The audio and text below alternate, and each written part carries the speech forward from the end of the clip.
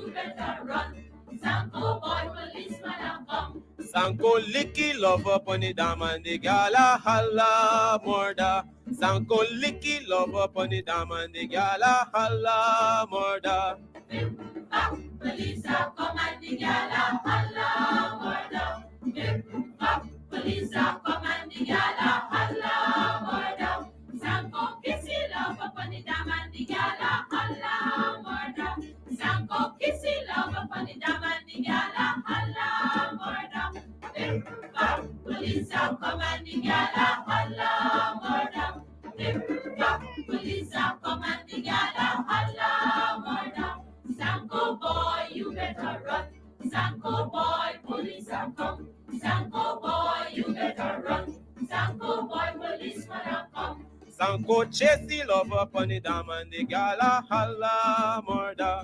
Sanko chase the love up on the dam and the gala holla murder. Police a come and the gala holla murder. Police a come and the gala holla murder. Sanko catchy love up on the dam and the gala holla murder.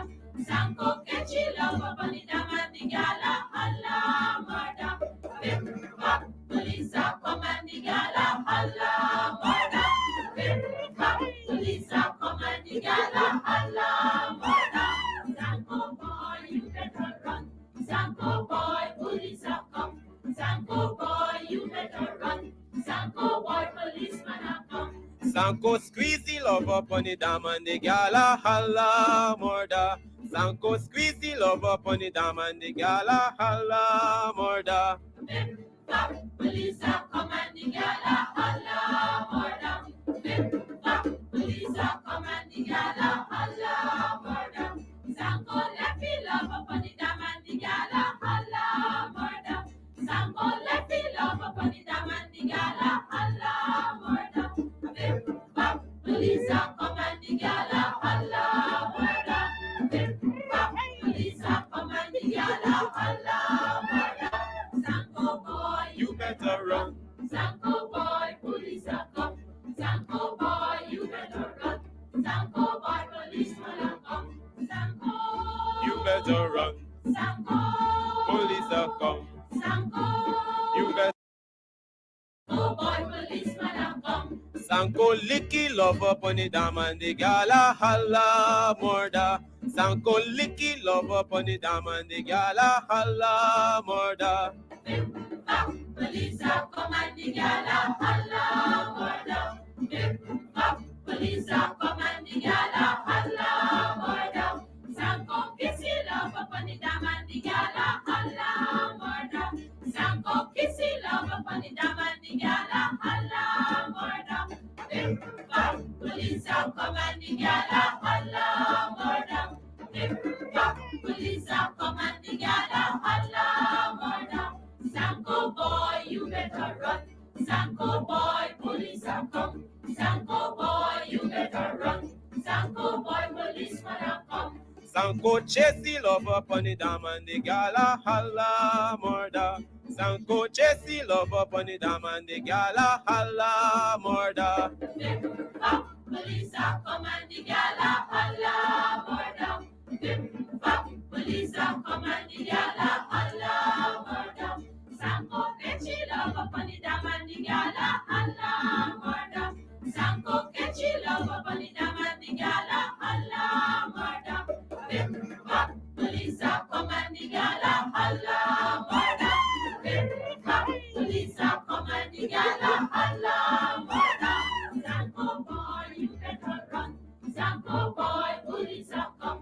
Sanko boy, you better run. Sanko boy, policeman a come. Sanko squeeze the love up on the dam and the gala holla murder. Sanko squeeze the love up on the This is dam and Attorney the Shellen gala Washington, murder. owner and founder of the Washington Law Firm, located at 455 Utica Avenue in Brooklyn, New York.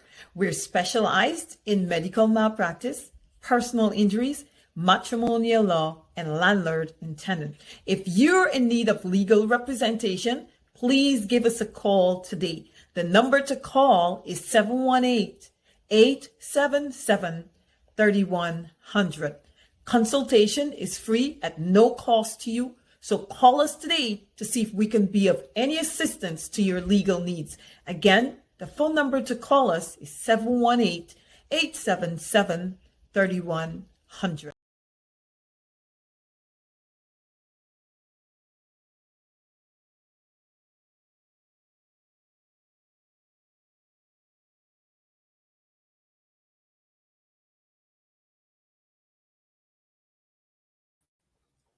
It's 8 minutes after 9 o'clock. Guess what? It's straight up on 107.1 FM. Tell your friends and tell everyone that we're on a sensible big people show, mind you. Yep, also known as Straight Up.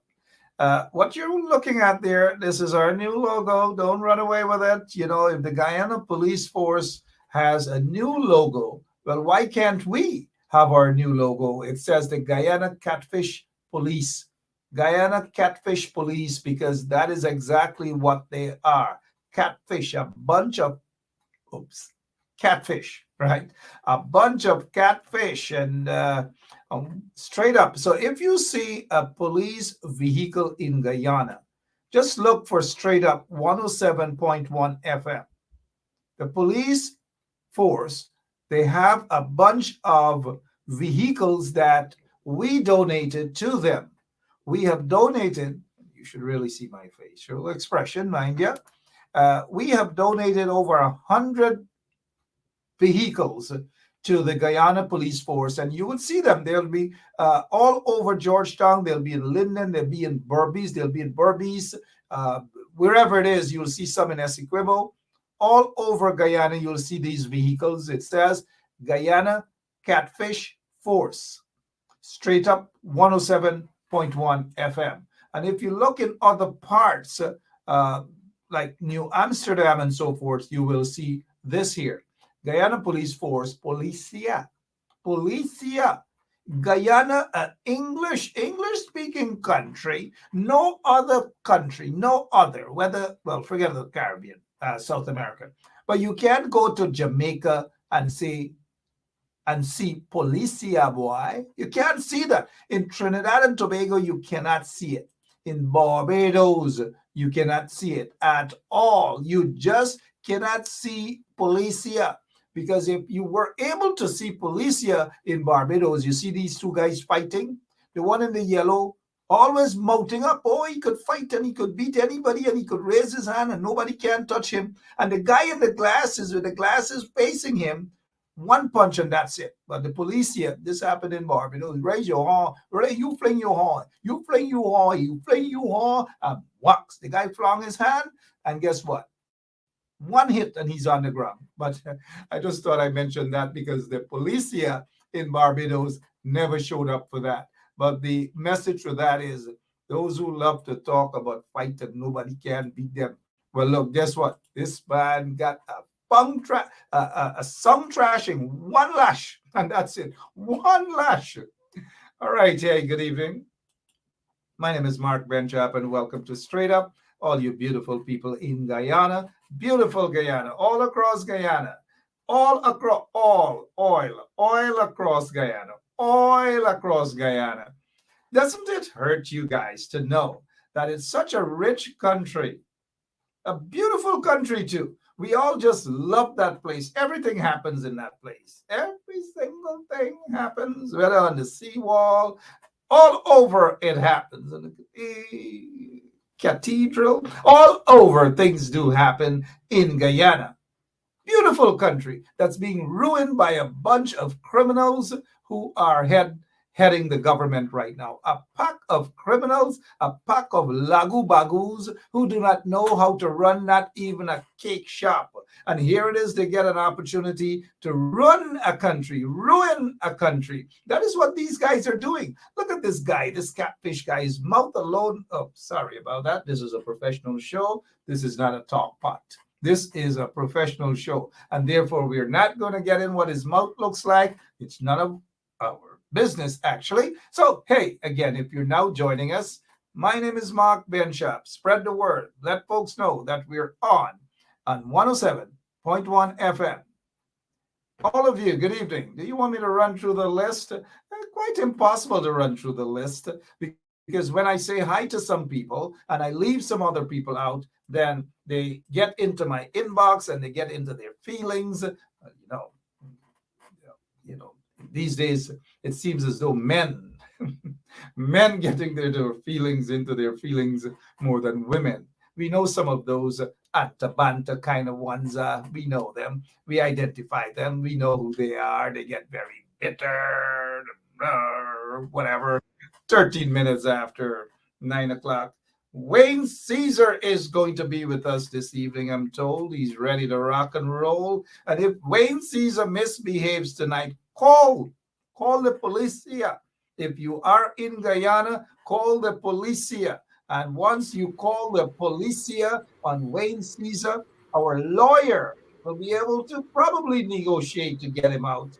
We don't want him to get into any sort of problems and be locked up at Brigham police station because once you're in the lockups, and you guys know that, I don't hide my history. They persecuted me politically and so forth. But as soon as you walk into Brigham lockup, and if you can't represent yourself, somebody gonna cuff you in your mouth. Somebody gonna cuff you in your mouth.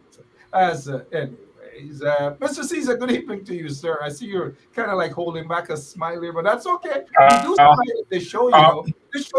This show is not a show where the face sulk up, sour up, puff up.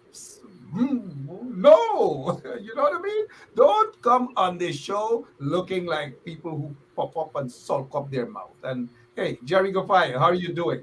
So Wayne, what's going on, man? Talk to us. How are you, sir? Hey, Mark, good evening. First and foremost, I would tell you to have Shalon on the show tonight because she'll definitely need to represent me after tonight's show. So you can go ahead and get in contact with her and have her join at some point. Absolutely. Speaking of that, the last guy in the yellow threatened another guy to you fling. Oh, he's helping him out. You fling up one fling and he fly along on the ground. He falls, fall off, and all God lighting. When he falls, fall off, God, he never knows what happened after because the police here wasn't there to protect him. So, what's going on, Mr. Caesar? What's happening in Guyana, man? What's going on? What are you hearing? Well, listen, Mark, a lot is happening.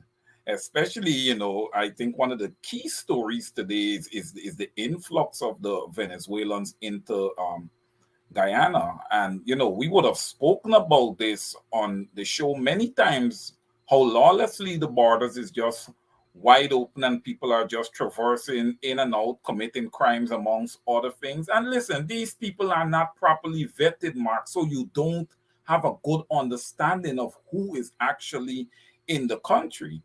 And, hey, listen, I have a lot of theories of what's going on there and what eventually is going to happen because I feel like, Venezuela is not going to respect the accord and they are going to go ahead and they are going to populate, certain portions of Guyana with a certain type of people.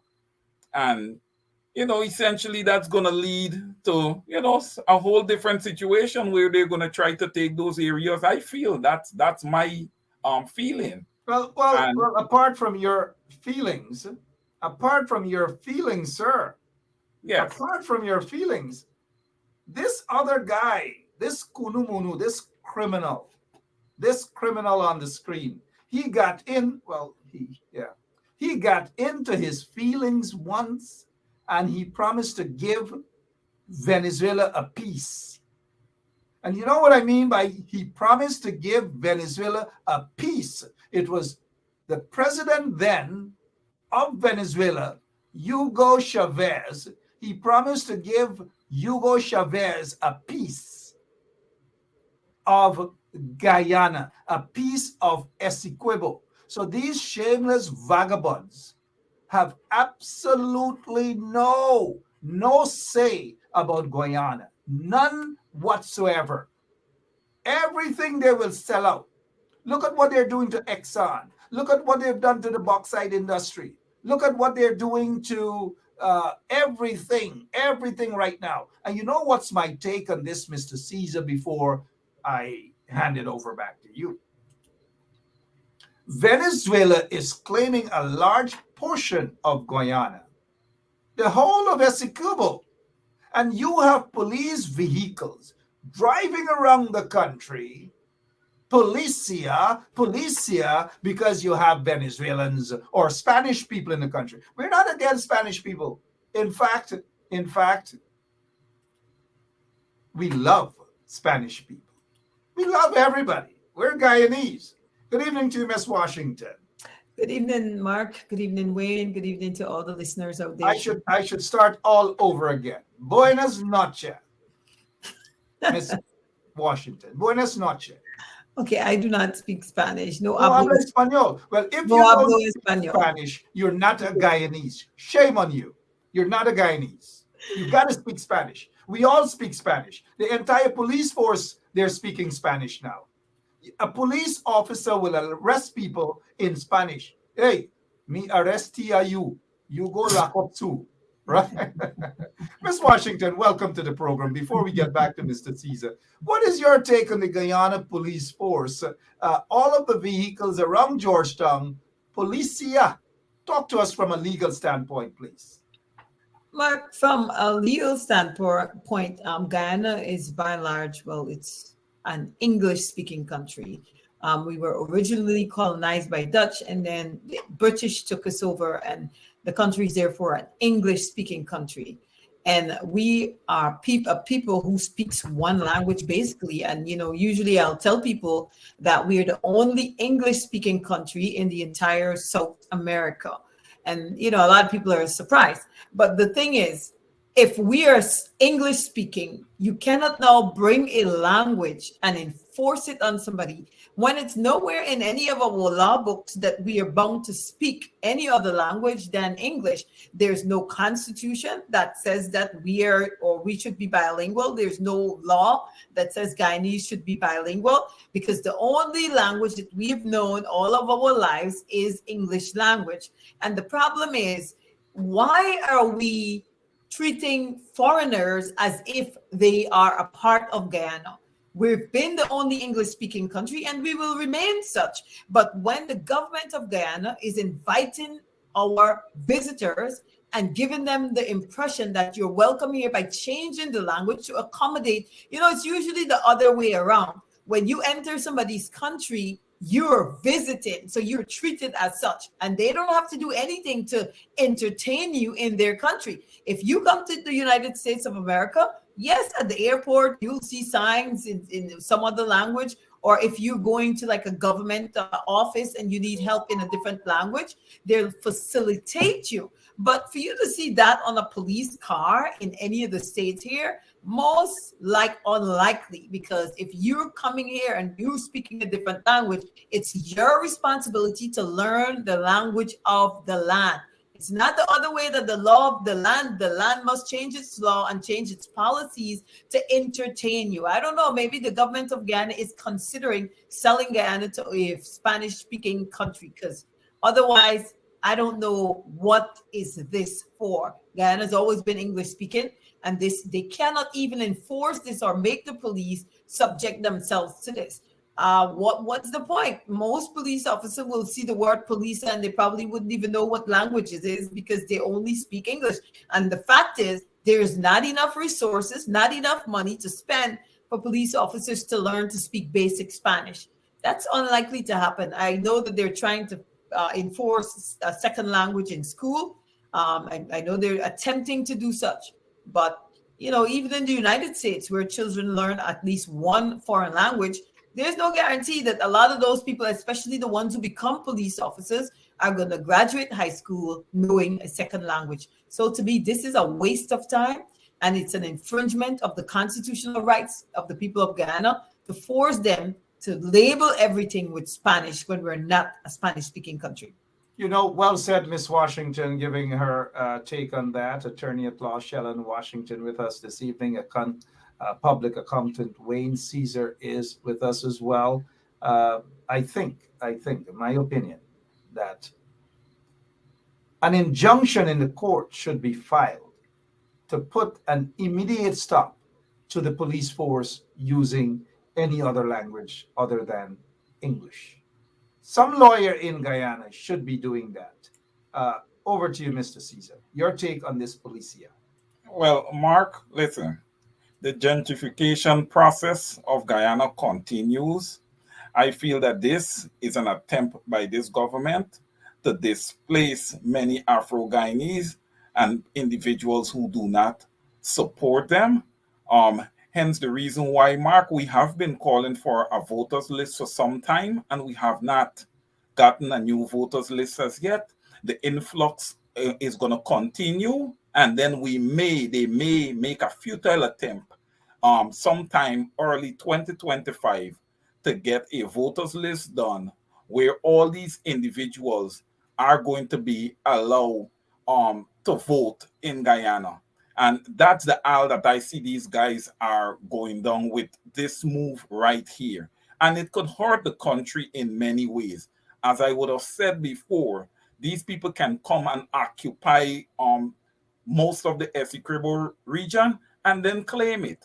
How are you going to remove them when they've already occupied the area?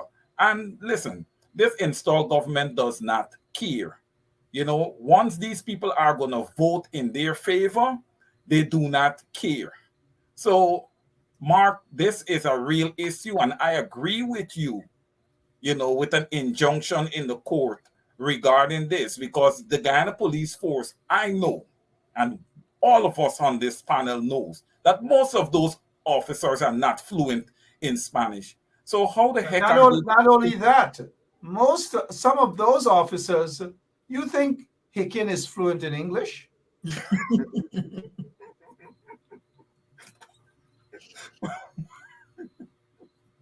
Have you listened to a lot of those senior officers? They're not even fluent in English, much less Spanish. If you're now joining us, buenas noches. This is Straight Up. My name is Marco Benscapo.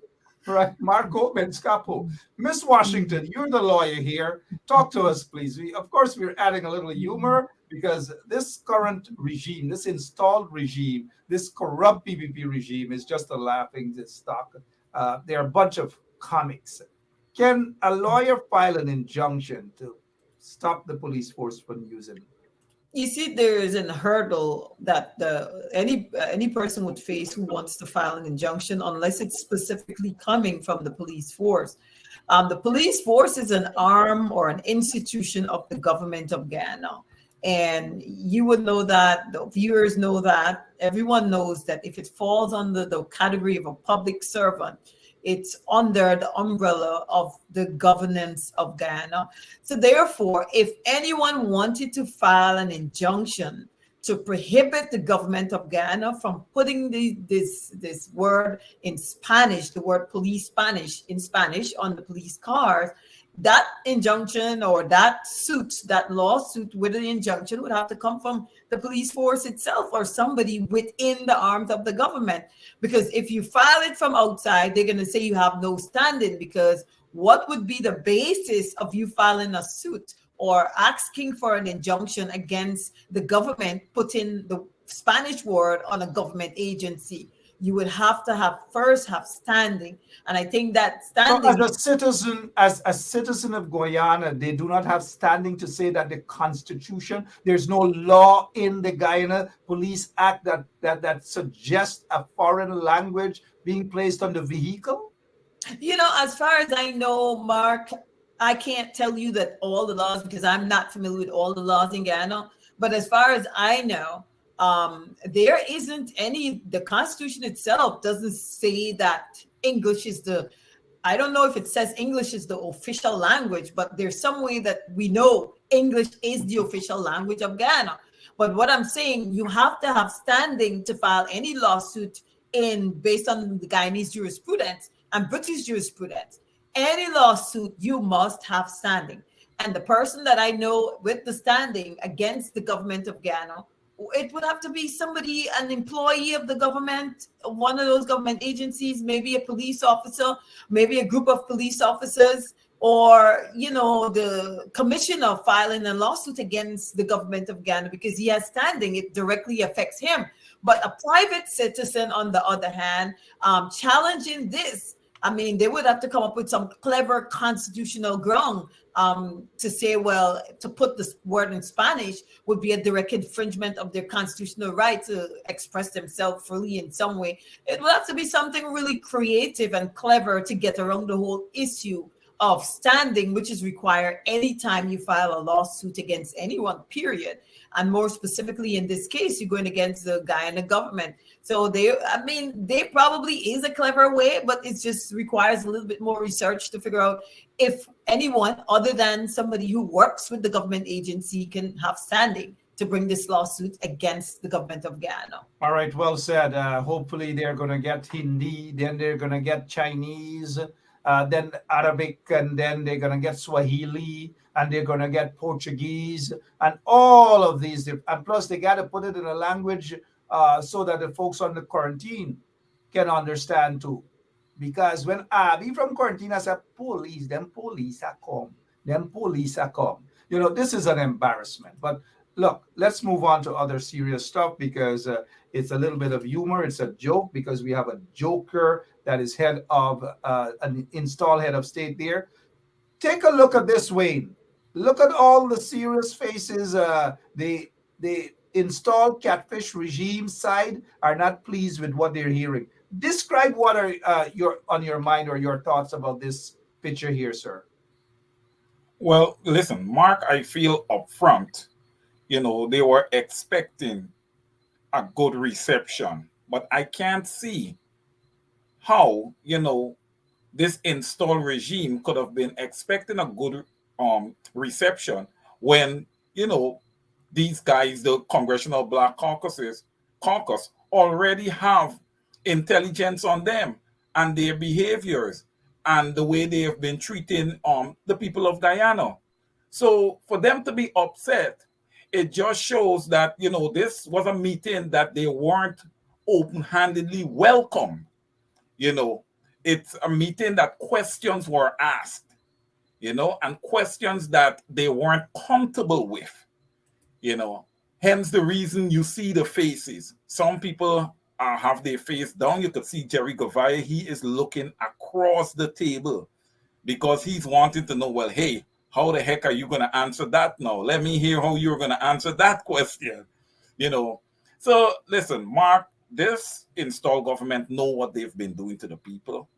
They should not have been surprised by the questions or the line of questioning that was posed to them, because it's the right line of questioning. I saw Mr. Meeks was there. I don't know if he was able to, massage a few questions that would have been posed in their favor, because I know that he is highly in favor of the PPPC. But the Congressional Black Caucuses is a body. It's not one person. So I can't see him making a tremendous impact. And like I would have said before, to the extent that they have got the Congressional Black Caucus has gotten into this issue, I am hoping that they are willing to take it all the way. Because what I would like to see them put a delegation on the ground that would speak directly to the Guyanese people, and get their input. And I know the opposition have a conference coming up, and I hope that, that they can, give the feeling of get the feeling of the Guyanese people across to these. All right. Good. Mr. Wayne Caesar there. Let's head back over to Miss Washington as she tells us about this photograph. Mark, that kind of highlights this point that I saw this viewer made. This is Sean Walters made a point there.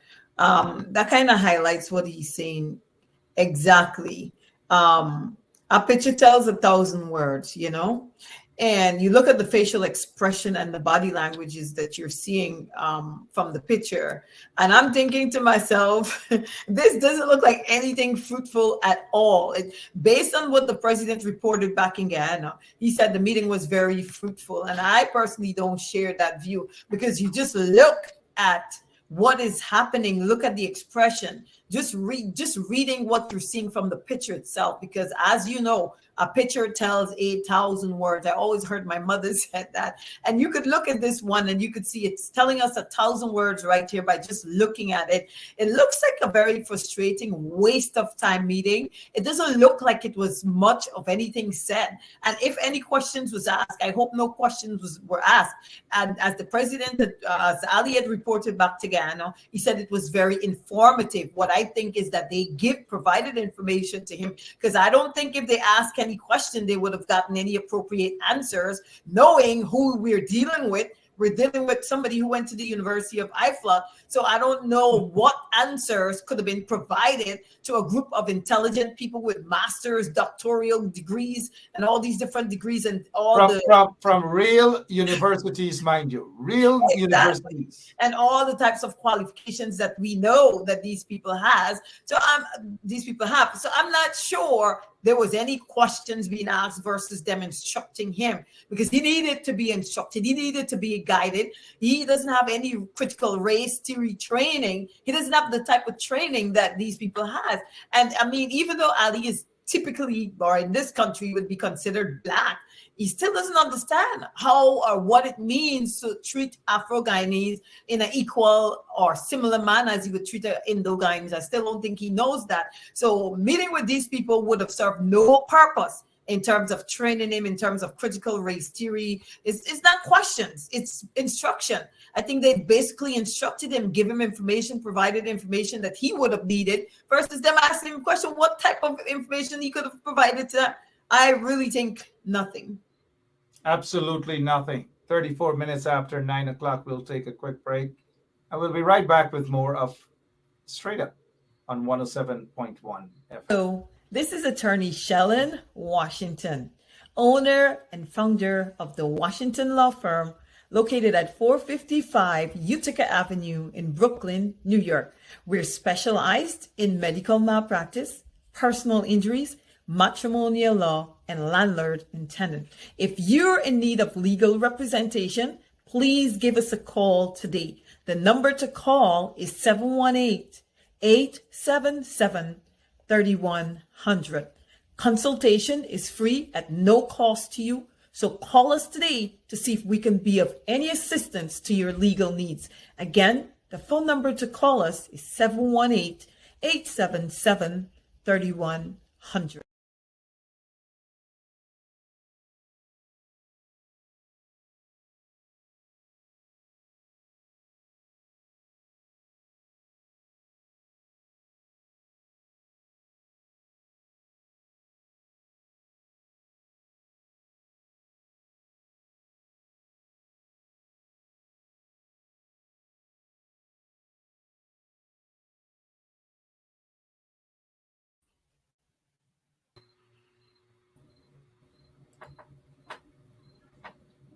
Shorta.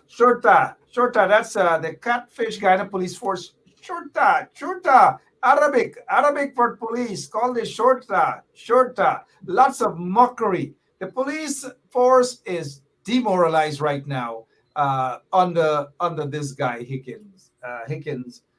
Look at who he's hanging out with, a bunch of catfish individuals. Look at them. Shame and disgrace.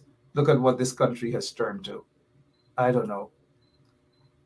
Wayne, catfish price gone up, fish price gone up, mangoes gone up, guinea gone up, everything gone right up.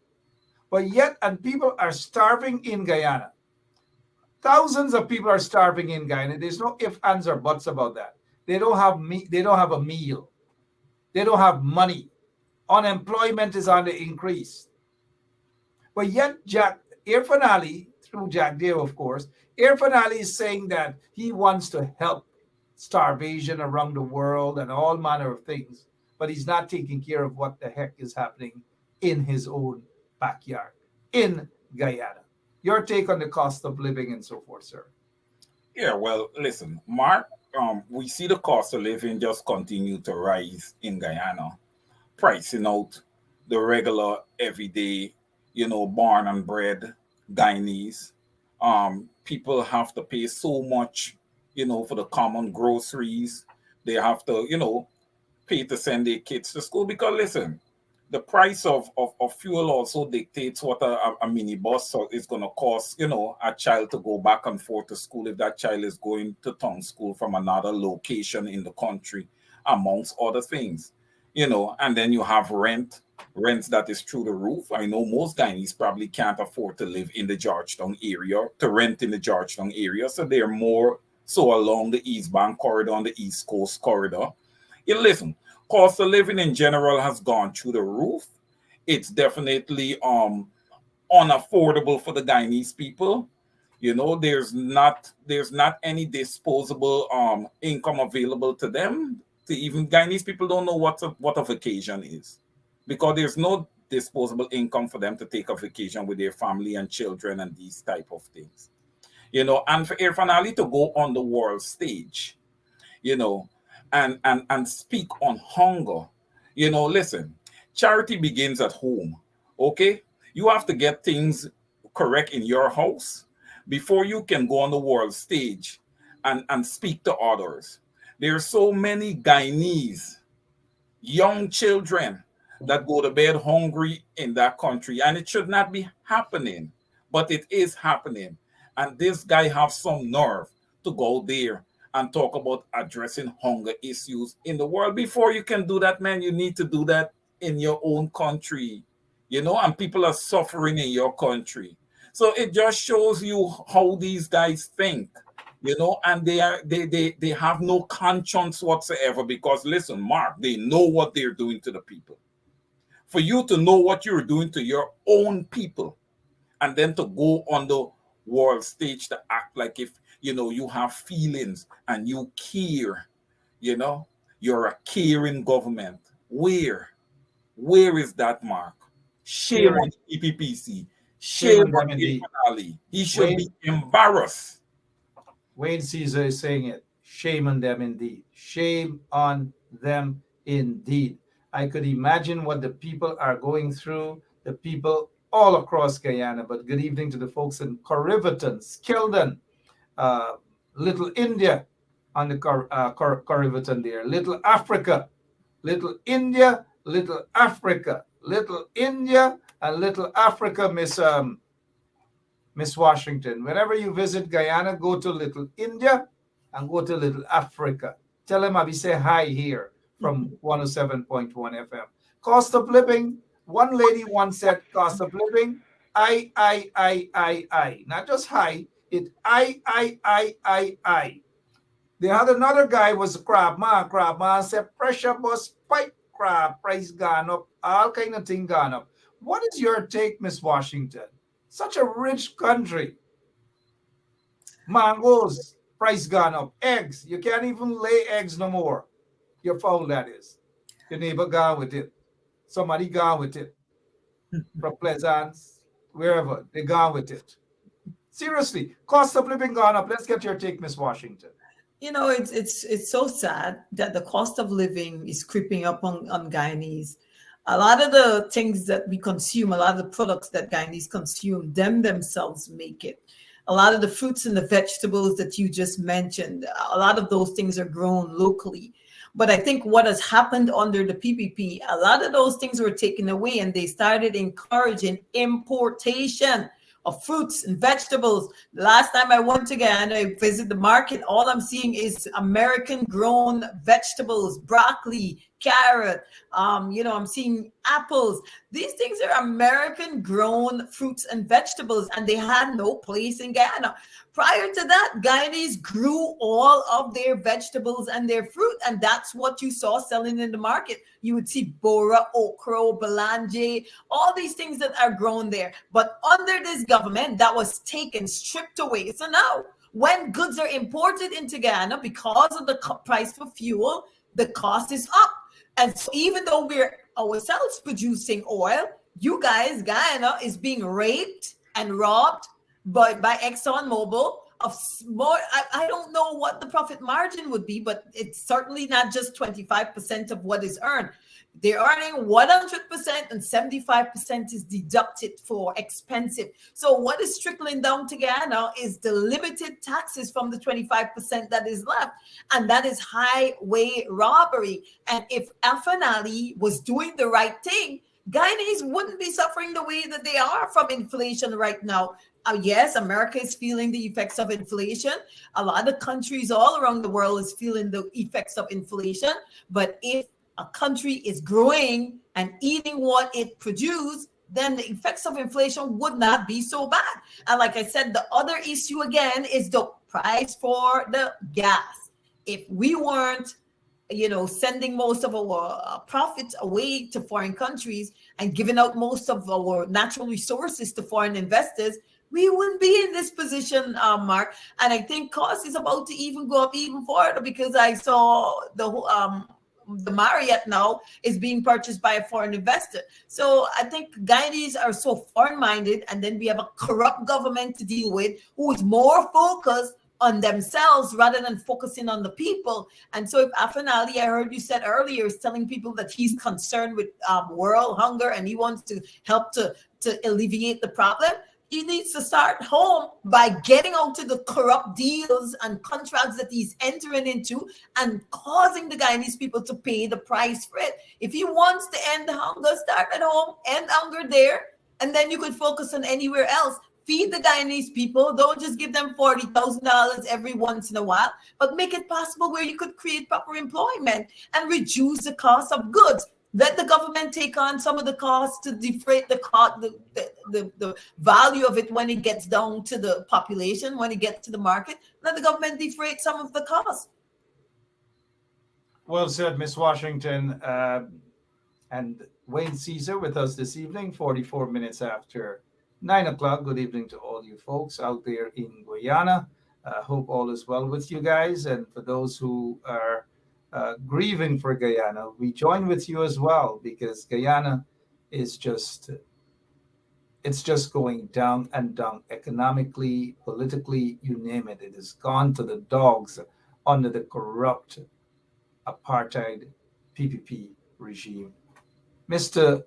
Wayne Caesar, we want to touch on some other stuff. The voters list, heavily bloated. We all know this. People are talking about the 2025 elections, but nobody's talking about cleaning up this list in their numbers. Occasionally, we have a couple of people go out once per week. Gorong, like they say in Nitorang, gorong koma bojial, right? In front of GCOM, and that's it, once per week. Couple of people, and I salute those couple of people, mind you. Always there is Rhonda Lane and others. What is your take on that voters list, and why aren't people so interested in cleansing that list, sir? Well, listen, when you say people, Mark, I think that, on the side of the opposition, we know that the list need to be cleansed. I know you have a list that you typically put up of all the anomalies that was found during the recount. And when we talk of a voters list, these numbers here is the target numbers of the PPPC. That is what they are right now targeting to achieve when they have an influx of Venezuelans, whether they are bringing additional nurses from India, Cuba, or wherever. This is where they are building their votes. These numbers is this is their target mark, and about 20,000 over this, just to be sure, that they can win the next general elections. This is my thinking right now, because we know that in 2020 they did not win the election, but that's past and gone. We now have to start looking to the future here now. The opposition, I don't want to knock the opposition, but, they need to, get this under control, right? We need to see who are the people who are being registered to vote, what is going on with this influx of Spanish people from Venezuela, if they're actually coming in and getting, being able to register and all these type of things. We need to have records on this. Because when you look at what's happening with Venezuela and the amount of individuals that are crossing the border, Mark, listen, if we want to be honest, let's look at Haiti. Haiti is in a worse crisis. Haiti's crisis is worse than Venezuela. But the Haitians are not allowed to cross and settle in Guyana. They are not. But the Venezuelans are. Haiti is a part of CARICOM, right? But they're still not allowed to settle in Guyana. And listen, it's been 3 years, Mark, since the general elections in Guyana. And the government and the opposition would have went to Parliament a million times and passed different budgets. Why is there not a budget pass on addressing electoral reform across Guyana? Because, Mark, electoral reform is not a minor issue. It is a major issue. It has divided the country since the 2020 elections, and it needs to be addressed. And, this guy Barry Jagdeo comes on this press conference every Thursday, Friday, whatever day it is, and he talks about all the different issues, but fails to address that issue. I think the last time I heard him spoke on an electoral matter, he was speaking on how APNU rig. Now, Mark, I need to clarify this now, right? If this man is in any way smart and somebody would have rigged an election, would you not have that petition heard to show how culpable the other party is, and you should not vote for them because they're cheaters? That is what you would want. You would want the petition to be heard so that we can see where the cheating would have occurred. But Barry Jagdeo knows deep down in his heart, Mark, that they are the ones who would have rigged the 2020 elections. Therefore, they don't want those petitions to be heard. But from the opposition perspective, we need to be fighting. We need to be crusading for a new voters list. We need to protest GCOM in large numbers. And the Guyanese people has to understand, we just can't keep calling all the MPs all the time. The people of Guyana have to understand that their participation is important and it is needed at this time in order to be successful. Over to you, Mark. 50 minutes after 9 o'clock.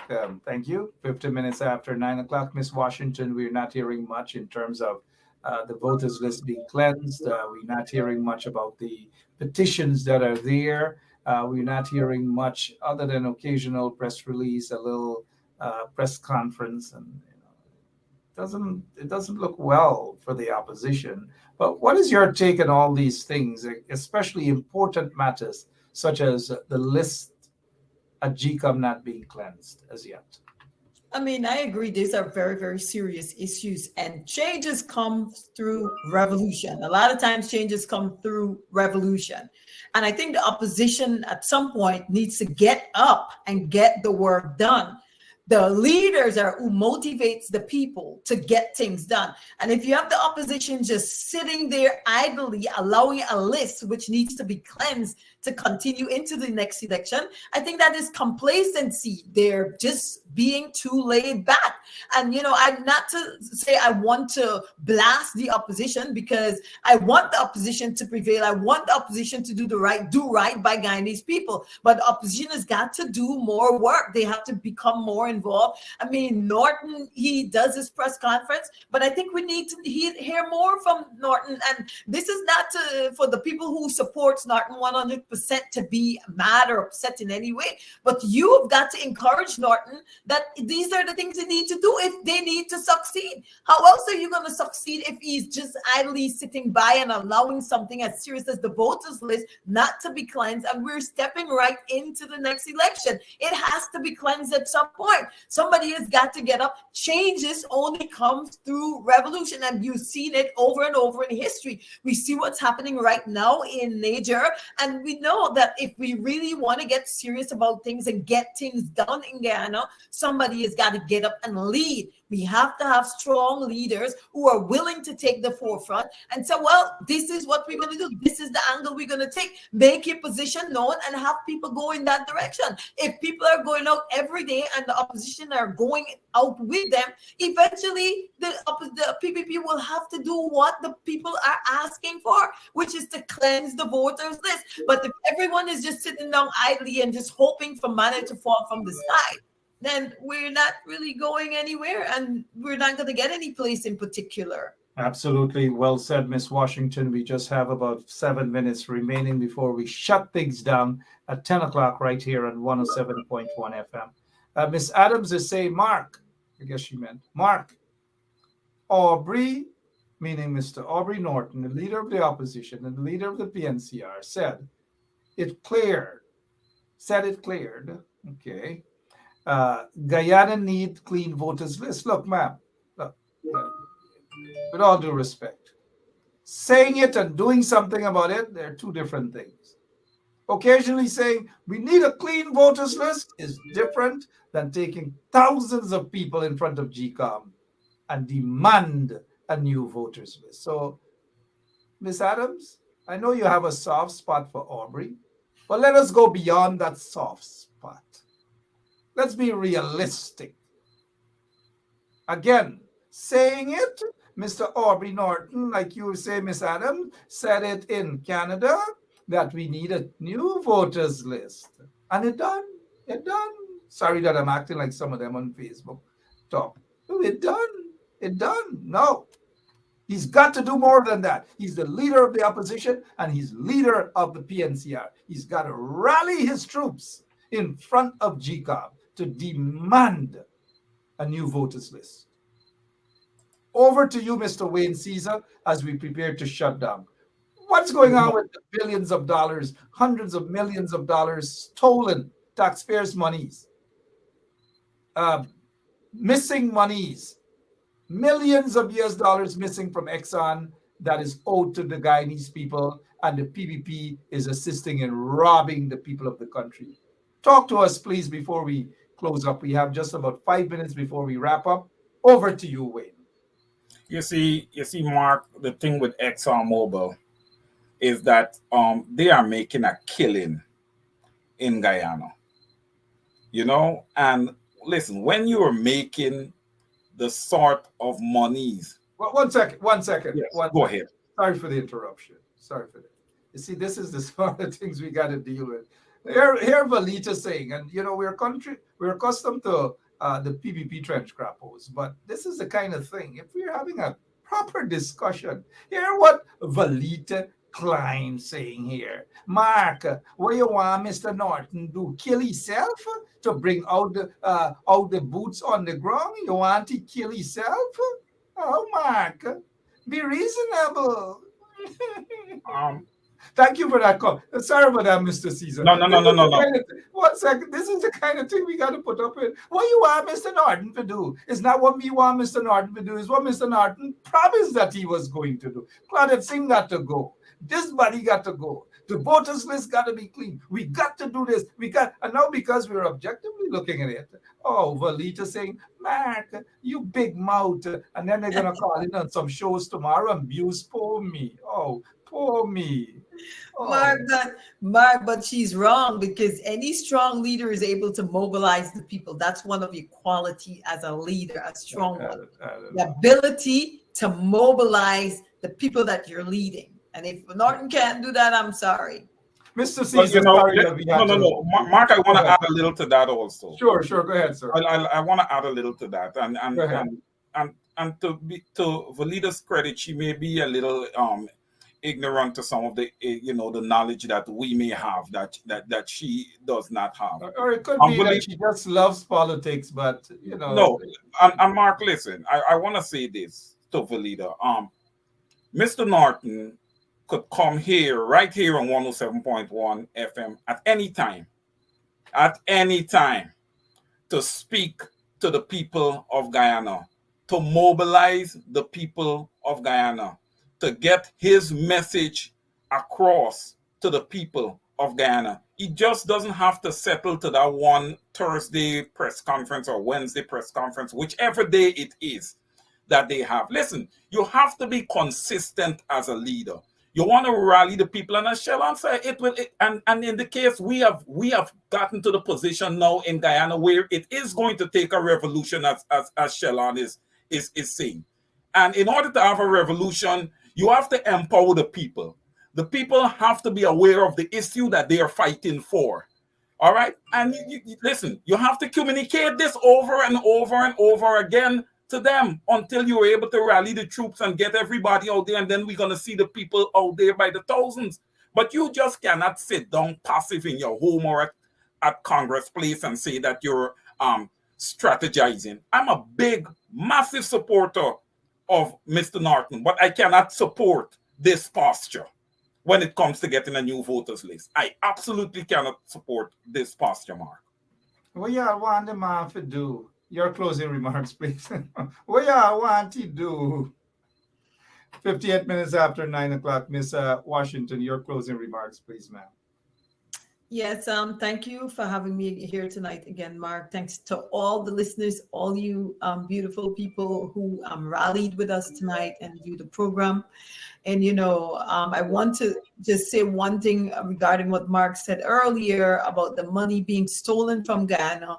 I want you guys to remain vigilant and continue to watch at what's happening to your resources, those natural resources in this ground, on our soil in Guyana belongs to us, the people of Guyana. But we got to be careful because, Guyanese have a statement that says, when you catch a pacu, you bust it back and pack salt.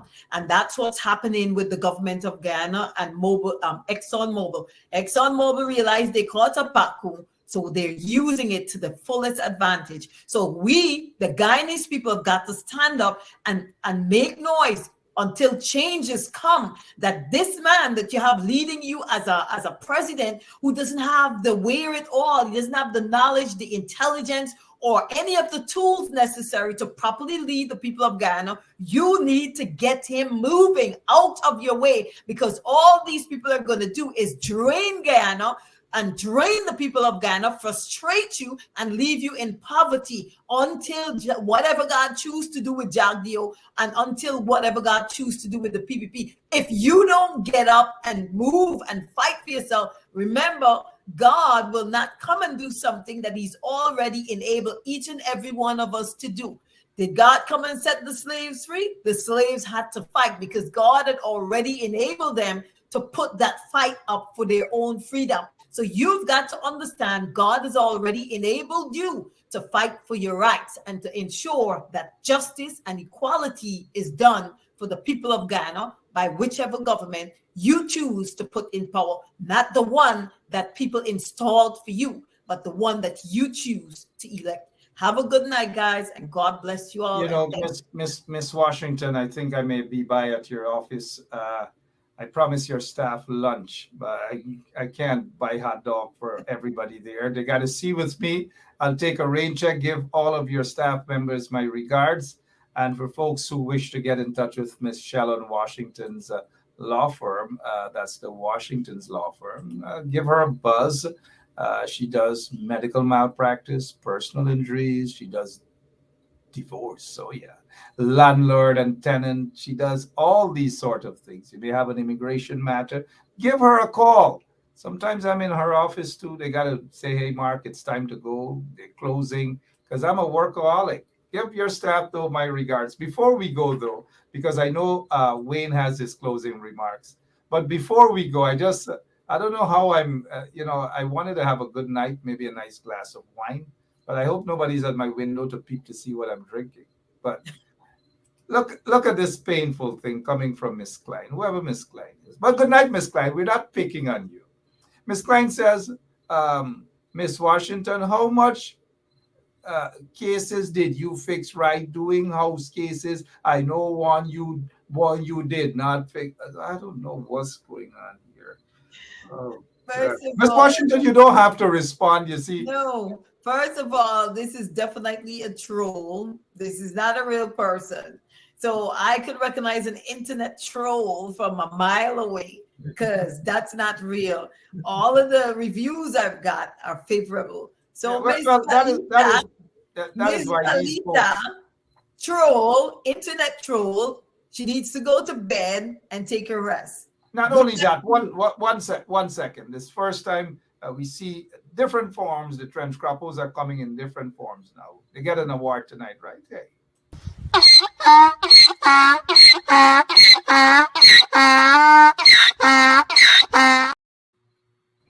Mr. Caesar, Mr. Caesar, your closing remarks, sir, as we gone past the 10 o'clock hour. Go ahead, sir.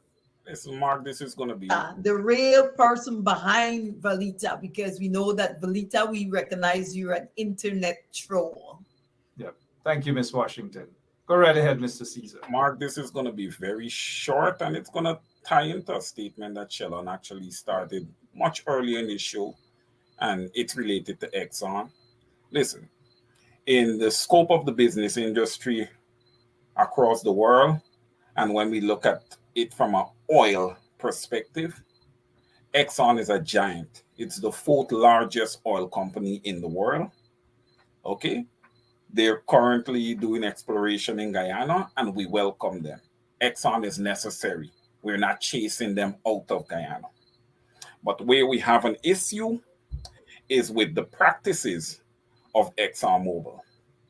Okay, they need to make some changes. They first and foremost, they need to vet the government or the installed quote unquote government that they're dealing with correctly, and they need to do clean business in Guyana. Because listen, from the largest to the smallest company can be exposed. Okay, Exxon is regulated by the SEC, Securities and Exchange Commission, out here. Okay, there are certain income, foreign income that has to be reported in the United States, certain expenses that has to be reported in the United States. Okay, there's certain exploration expenses like research and development and amongst other things that needs to be amortized right here in the United States. Usually you have a 15-year amortization period for these type of research and development expenses. Whether you're depreciating or amortizing, you have 15 years when you're dealing in international waters. All these things being said, Mark, this whole situation with this $214 million, where Exxon was allowed to only pay $3 million, it just shows, where we're lying here. Because when you have profits that are so high, you're getting a killing in a country, when you have that amount of profit that you're going to get hit with some major taxes. So how do you alleviate those taxes? By matching those profits or matching all that income with expenses, right, Shalon? You want to have expenses to match the income.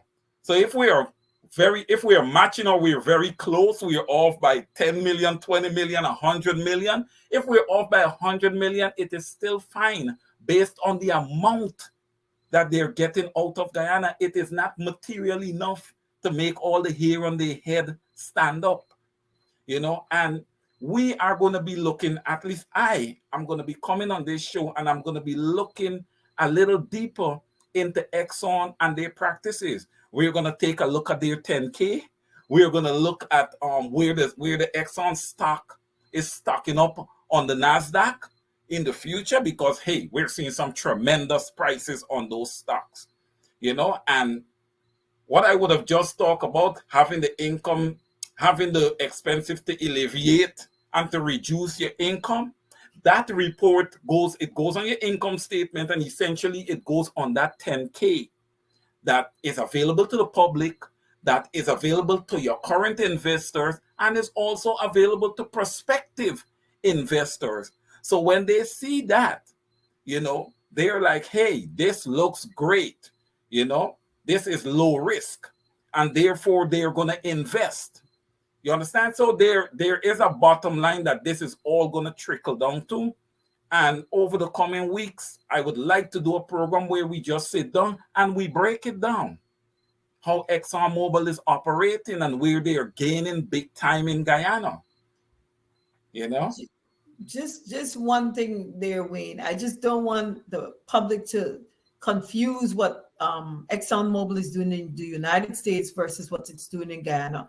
In the United States, ExxonMobil has a responsibility to make the books look good because they want people, the investors in this country, to invest in their corporation. However, on the other hand, in Guyana, ExxonMobil only has one client, which is the government of Guyana. And that's not even their client. They're just in a contract with the government of Guyana to permit them to explore the oil and to use it and to sell it and to pay taxes on whatever revenue that they gain. So whatever income they make in Guyana, because they're not subject to double taxation, they could use the same wrong, incorrect information that they do in Guyana in their general income in the United States, because our income in Guyana is not significant. They get a lot of income in all other places around the world, in other countries. So whatever they're doing there directly affects the government. We do need them to be packing if they're going to be conducting their business in a fraudulent manner. And the people of Guyana need to know that. They've already breached the contract with the Guyanese people by reporting fraudulent dealing fraudulently with Guyanese, by hiding their taxes from 1999 all the way to 2017. And what else God knows they're doing right now? What we don't know, because they're not audited on a regular basis in Guyana. The IRS in the United States audits foreign corporations that operates in the United States, but we don't have the safeguards or the safety nets that the United States have. We don't have the SEC. We don't have the IRS. We got GRA, but on the level that they're stealing from us, you got to be really clever. And for the most part, the people that they put in place to lead the GRA, I mean, we do have a competent person right now, but generally they don't put competent people there. They put people there who do the same thing, like the government, the PPP are doing right now. Look out for their own self-interest and fold their own pocket. So I want the people to not be confused with what you're saying, which is only applicable to the United States versus what's going on down in Guyana. Thank you so much, Ms. Washington. Thank you so much, Mr. Caesar. Did you finish up, or you need another minute, Mr. Caesar? No. Mark, I totally agree with Shelon that it is not applicable in Guyana, but they can look into those practices. If it is reported correctly, they can look into the practices, because after all, on your books, they're still gonna report those costs for research and development, those expenses. They're going to still report the depreciation. They're not going to just report depreciation within the US, because I think most of their work is done externally, because they're more so, although a US based firm, a lot of the work is done on the international level, where they're doing all the different oil explorations. But all that reporting still has to come in. And Shelon is right. They can manipulate the books as far as income go, and measuring up income against expenses and all of this. You would have to have audits done locally in Guyana in order to be able to, corroborate certain reports. So all right. Yes, correct. Mr. Wayne Caesar, public accountant, political analyst now. He's getting these titles that he deserves. It's not just being thrown upon him just like that overnight. He's still earning his stripes. He's doing a heck of a good job. And I salute you, sir. Miss Washington, of course, that goes without saying. Competent lawyer on the block there in Brooklyn. Her office is right there on Washington Avenue. It's right there on Utica Avenue. Wayne and I are going to be there hopefully this weekend for lunch. We will do a live broadcast from your office one of these days, maybe next week, I'm not sure, once Wayne and the crew, they're available. My closing remarks, though, is ExxonMobil is not a blessing to Guyana. ExxonMobil is a blessing to ExxonMobil. That's all. I noticed somebody said, and I agree with that person, that Guyana is far off far worse off now, even with the billions of dollars of oil. I don't know. We'll discuss that some other time. But for now, thank you all so much for being with us right here on 107.1 FM. Mr. Wade Caesar, thank you so much for your time as always, sir. Salute to you, always on point in a very professional manner in presenting your arguments. And Miss Washington is smiling. Same to you too. I know you were out recently showing off yourself, Miss Washington, and your family, but that's all right. I lift weights too. I lift weights. Yeah.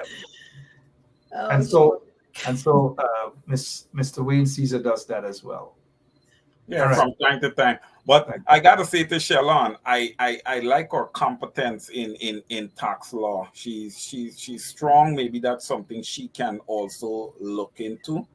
And I just want to let the people know where my knowledge about foreign corporations dealings comes from. I did a lot of transactions working with a firm in downtown Manhattan called Sullivan and Cromwell. They did a lot of transaction mergers and acquisition. So we had to go through all those records when you're doing a merger. So that's where some of my knowledge came from Got working That's with contract work with Sullivan and Cromwell. I did a lot of that too. I did a lot of law at my law school. Everybody's talking about they're competent in law. What about me? I attended the Camp Street Law School 5 years. Law school there. and Miss Washington, to use Sullivan and Cromwell is a very, very reputable law firm. Yeah. Very reputable. All right, guys, we've got to go. Reputable law firm indeed, and Washington's law firm is also reputable. Very much so too. Thanks to all of you guys for tuning in tonight on the Big People's Talk Show, the professional talk show where we do things in a very professional way here in exposing the corrupt, incompetent, and racist PPP regime. God bless you all, Mr. Wayne Caesar, Miss Washington, and all of you beautiful people out there. Good Dana night. beso. In Good night. Spanish, it means Dana beso. All right, guys, take care. Thank you all. Buenas noches. Buenas noches. Adios. Yeah, buenas Adios. noches. Adios. Yeah. Bye-bye, guys.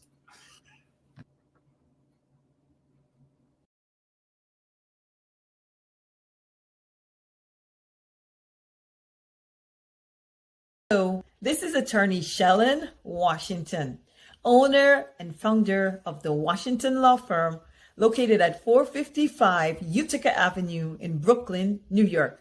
We're specialized in medical malpractice, personal injuries, matrimonial law, and landlord and tenant. If you're in need of legal representation, please give us a call today. The number to call is 718-877-3100. Consultation is free at no cost to you. So call us today to see if we can be of any assistance to your legal needs. Again, the phone number to call us is 718-877-3100.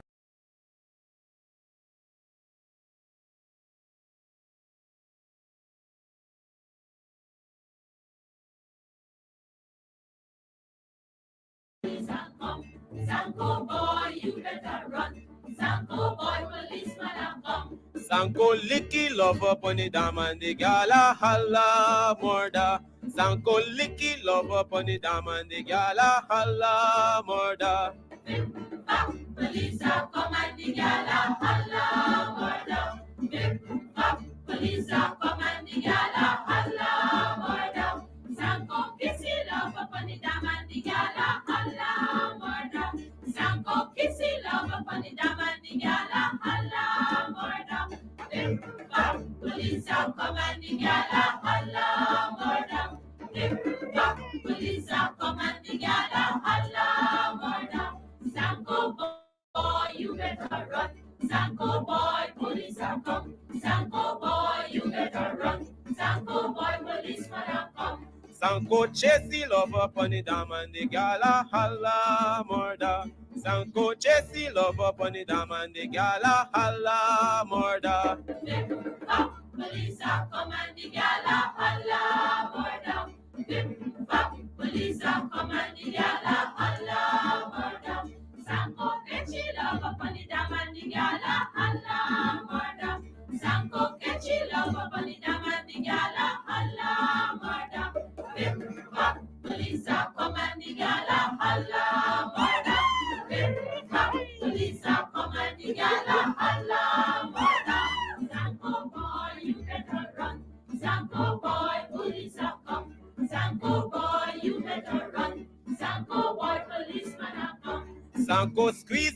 up on the dam and the gal a holla murder. Sanko squeeze the love up on the dam and the gal a holla murder. Bip, bop, police are come and the gal a holla murder. Bip, bop, police are come and the gal a holla murder. Sanko left me love up on the dam and the gal a holla murder. Sanko left me love up on the dam and the gal a holla murder. This is attorney Shellen Washington, owner and founder of the Washington law firm located at 455 Utica Avenue in Brooklyn, New York. We're specialized in medical malpractice, personal injuries, matrimonial law, and landlord and tenant. If you're in need of legal representation, please give us a call today. The number to call is 718-877-3100.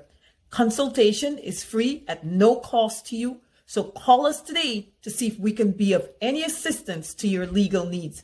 Again, the phone number to call us is 718-877-3100.